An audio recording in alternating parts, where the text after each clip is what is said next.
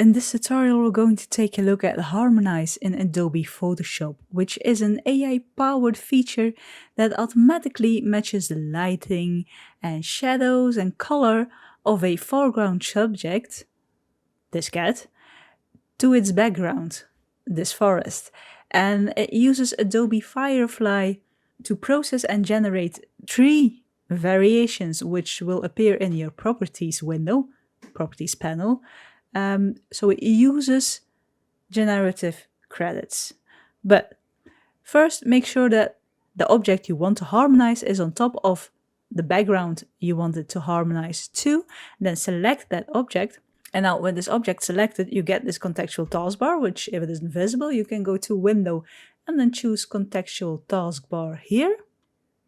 And then in this contextual taskbar, we see Harmonize. So when you click this, Adobe will generate 3 variations for you, which will adapt the lighting and the shadows and the color of my cat to my forest. As you can see, we have 3 variations here. The first one already looks very nice. Then you can click and look which one you find better. And I think the first one, I like this one most. If you want more options, you can of course generate again. You can also click it here. And if you generate again, you will get 3 other options on top of the first 3 you already have. And as you can see, it creates a new layer for you, a harmonized layer. So you still have that subject from before the original one, which hasn't been adapted. And now we have 3 other options, which we can go through.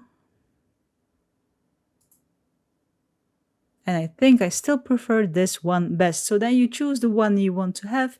As you can see here, it's in another layer. If I disable this layer, this was our cat before, and this is our cat harmonized to our background, which did a really good job. But that's the Harmonize option in Adobe Photoshop. Like the video if you liked it, subscribe if you want to see more of my videos, and as always, thank you for watching, and I'll see you in the next one.